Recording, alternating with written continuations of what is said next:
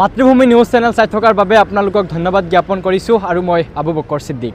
আজি মই আহি উপস্থিত হৈছোঁ শোণিতপুৰ জিলাৰ চিৰাজুলিত। আজি চিৰাজুলিৰ 15 নং ৰাষ্ট্ৰীয় ঘাইপথৰ এক বিশেষ এম এছ শাহনৱাজ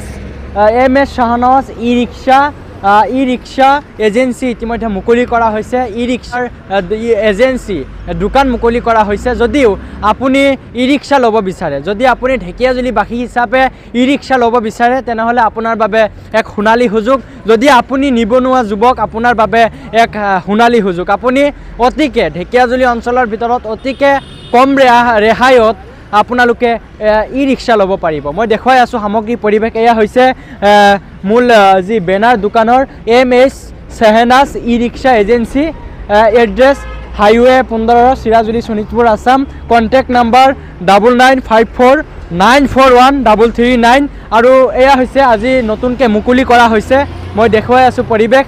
এয়া বৰ্তমান ই ৰিক্সা দোকানত আছে দুটামান, কিন্তু ফুল নাই যদিও মই আপোনালোকক কিছু দেখুৱাই আছোঁ। আৰু ইতিমধ্যে দায়িত্বত থকা মই ব্যক্তিৰ সৈতে আলোচনা কৰিম।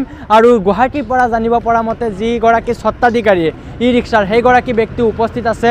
মই তেখেতৰ সৈতেও আলোচনা কৰিবৰ কাৰণে চেষ্টা কৰিম। মই ভিতৰৰ স্থলত যাবৰ কাৰণে যতন কৰিম, কেমেৰা সহযোগীক দেখুৱাবৰ কাৰণে অনুৰোধ জনাম। ঠিক এনেধৰণেই চিৰাজুলিত যদি আপুনি নিবনুৱা যুৱক, আপোনাৰ বাবে এক সোণালী সুযোগ। যদি আপুনি নিবনুৱা যুৱক, আপোনাৰ বাবে সোণালী সুযোগ। আজি চিৰাজুলিত নতুনকৈ মুকলি কৰা হৈছে টমটম এজেঞ্চি, ই rickshaw agency, Shahnaz e rickshaw agency. মই আলোচনা কৰিম দায়িত্বত থকা ব্যক্তিৰ সৈতে। কি প্ৰতিক্ৰিয়া জনাব আজি বিশেষ দিনত? আজি বিশেষ দিনত ভাল লাগিছে। আমি চিৰাজুলিত শ্বাহনাজ ই ৰিক্সাৰ ডিলাৰশ্বিপ খুলিব পাই বহুত আনন্দিত হৈছোঁ। আৰু ইয়াৰ ৰাইজৰ বাবেও বহুত ভাল খবৰ হ'ব।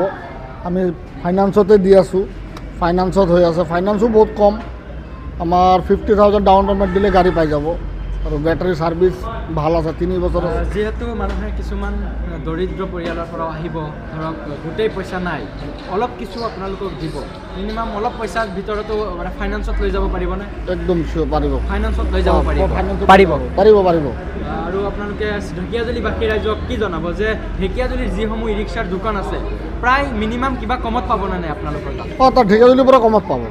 ঢেকীয়াজুলি অঞ্চলৰ পৰা সকলো এজেঞ্চিৰ পৰা কমতে পাব। আপোনালোকে কমত দিব? আমি ছাৰ্ভিচো ফ্ৰী দিম। ছাৰ্ভিচো ফ্ৰী?